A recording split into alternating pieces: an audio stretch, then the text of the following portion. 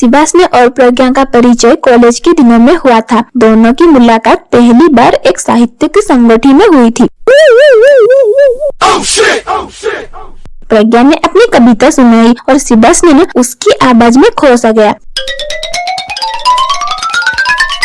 प्रज्ञा की आवाज में कुछ ऐसा था जो सुभाष को उसके पास खींच लाया। सुभाष ने हिम्मत जुटाई और संगोष्ठी के बाद प्रज्ञा से बात की। आपकी कविता बहुत सुंदर थी, सुभाष ने कहा। प्रज्ञा मुस्कुराते हुए जवाब दिया, धन्यवाद, मुझे भी आपकी टिप्पणी बहुत पसंद आई। यहीं से उनकी दोस्ती की शुरुआत हुई। सुभाष और प्रज्ञा दोनों ही साहित्य में रुचि रखते थे और अक्सर मिलकर कविताएं और कहानियां साझा करते थे। समय बीतता गया और उनकी दोस्ती गहरी होती गई। दोनों एक दूसरे को बहुत अच्छे दोस्त बन गए थे। लेकिन सुभाष के दिल में कुछ और ही था। वो प्रज्ञा से प्यार करने लगा था, परंतु अपना भावनाओं को प्रकट नहीं कर पाता था। एक दिन कॉलेज के बगीचे में दोनों बैठे थे। प्रज्ञा ने पूछा, सुभाष तुम कुछ परेशान लग रहे हो। सुभाष ने थोड़ी देर चुप रहकर जवाब दिया, प्रज्ञा मुझे तुमसे कुछ कहना है। प्रज्ञा गंभीरता से कहा, क्या बात है सुभाष ने, कहो, मैं सुन रही हूँ। सुभाष ने हिम्मत जुटाकर कहा, प्रज्ञा मैं तुमसे प्यार करता हूँ। मैं नहीं जानता कि तुम क्या महसूस करते हो, लेकिन मैं तुमसे प्यार करता हूँ। प्रज्ञा ने कुछ देर चुप रहकर कहा, सुभाष मैं भी तुमसे प्यार करती हूँ, मैं बस इस बात का कहने की हिम्मत नहीं करता।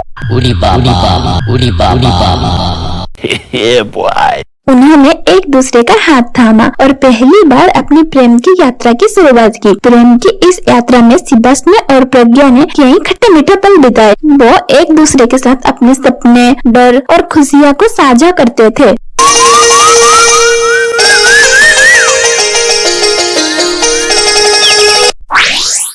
एक दिन सुभाष ने प्रज्ञा को एक सरप्राइज देने का योजना बनाया। वो प्रज्ञा से उसकी पसंदीदा बगीचा में ले गया, जहां वो अक्सर मिला करते थे। बगीचे को खूबसूरती से सजाया था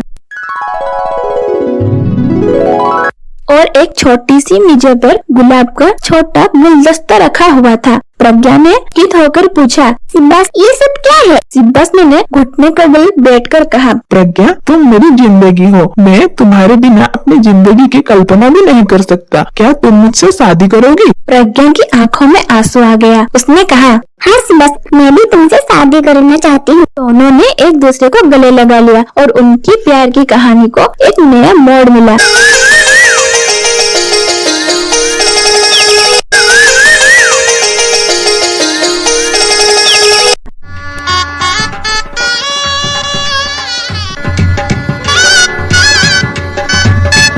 शादी के बाद उनकी जिंदगी और भी खूबसूरत हो गई। वो एक दूसरे के साथ हर पल जीते थे और अपनी खुशियाँ का साझा करते थे। एक दिन प्रज्ञा ने सुभाष से कहा, सुभाष मैं तुम्हें एक खुशखबरी देना चाहती हूँ। सुभाष ने उत्सुकता से पूछा, क्या खुशखबरी है प्रज्ञा? प्रज्ञा मुस्कुराते हुए कहा, हमारे जीवन में एक नया सदस्य आने वाला है, मैं माँ बनने वाली हूँ।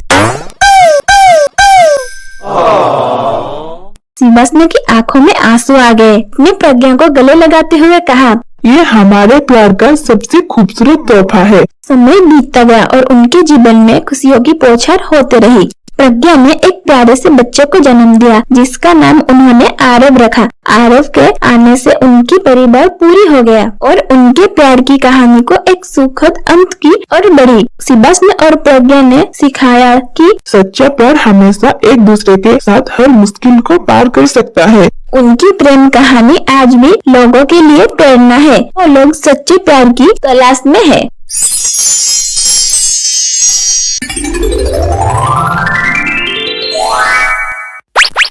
Modern love story, modern love story.